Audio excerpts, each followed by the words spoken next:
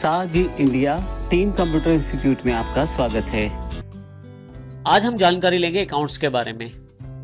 Accounts का अर्थ उस तरीके से है जिससे आप अपनी फाइनल ट्रांजैक्शन को स्टोर करके रख सकते हैं, जिसमें आप अपने बिजनेस का रिकॉर्ड संभाल के रख सकते हैं, अपनी इंफॉर्मेशन की समरी निकाल सकते हैं और बिजनेस के अकाउंट्स के आधार पे आप ये भी जानकारी प्राप्त कर सकते हैं कि आपने पूरे साल में क्या खोया क्या पाया।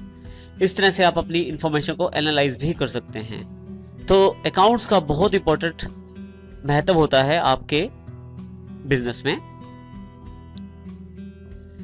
अकाउंट्स में बहुत सारे पक्ष जुड़े होते हैं। किसी भी बिजनेस में जब हम डीलिंग करते हैं तो उसके साथ काफी सारे पक्ष जुड़ जाते हैं। जैसे हमारे यहाँ पे एंटरप्रेन्योर वो व्यक्ति जो बिजनेस स्टार्ट करता है, इन्वेस्टर्स वो लोग जो बिजनेस में पैसा लगाते हैं, कस्टमर्स जो लोग खरीदते और बेचते हैं हमारे साथ, इसी के साथ एम्प्लॉयज जो हमारे ऑर्गेनाइजेशन में काम करते हैं, बैंक्स, और इसके अतिरिक्त भी बहुत सारे पक्ष हमारे साथ जुड़े होते हैं। अकाउंट्स का इन पक्षों के लिए भी बहुत महत्व होता है। जैसे उदाहरण के तौर पे एंटरप्रेन्योर के यानी कि जिसने बिजनेस स्टार्ट किया उसके लिए ये जानना कि उसने बिजनेस में प्रॉफिट कमाया है या लॉस कमाया है। इसी तरह से इन्वेस्टर के लिए बहुत इंपॉर्टेंट है ये जानना कि जो पैसा उसने हमारे बिजनेस में लगाया है वो सुरक्षित है या नहीं। इसी तरह से बहुत इंपॉर्टेंट हो जाते हैं अकाउंट्स हर एक पक्ष के लिए। अकाउंट्स मुख्यतः हमारे पास 3 प्रकार के उपलब्ध हैं। सबसे पहले रियल अकाउंट्स। रियल अकाउंट्स का अर्थ उन अकाउंट से है जो एसेट्स के आधार पे हमारे पास होते हैं, जैसे कि बिल्डिंग, हमारी कंपनी की goodwill, purchase,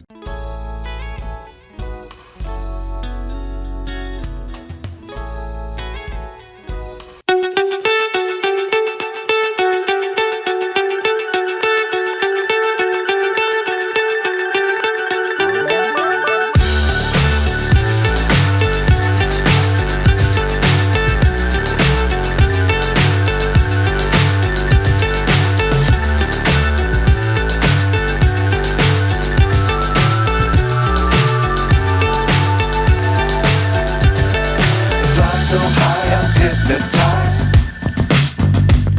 What's up is down, what's left is right. Chasing stars and holding you. I can't see the end, but we'll see it through.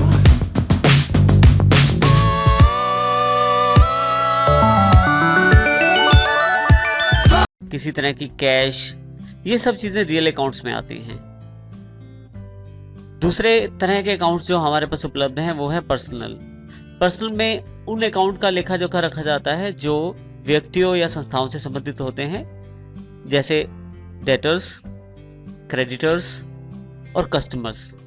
Debtors वो व्यक्ति होते हैं जिनसे हमने पैसा लेना है, जिनको हमने माल बेचा है और उसके आधार पे हमने उनसे पैसा लेना है। क्रेडिटर्स वो व्यक्ति हैं जिनसे हमने माल खरीदा है और हमें जिनके पैसे देने हैं। इसी तरह से कस्टमर्स के अकाउंट भी पर्सनल अकाउंट्स में बनाए जाते हैं।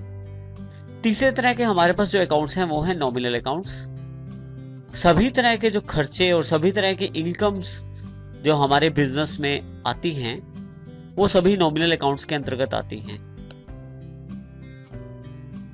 जब भी हम अकाउंट्स बनाते हैं तो हमारे पास अकाउंट्स बनाने के लिए जो सबसे अच्छा सिस्टम है उसे कहते हैं डबल एंट्री सिस्टम।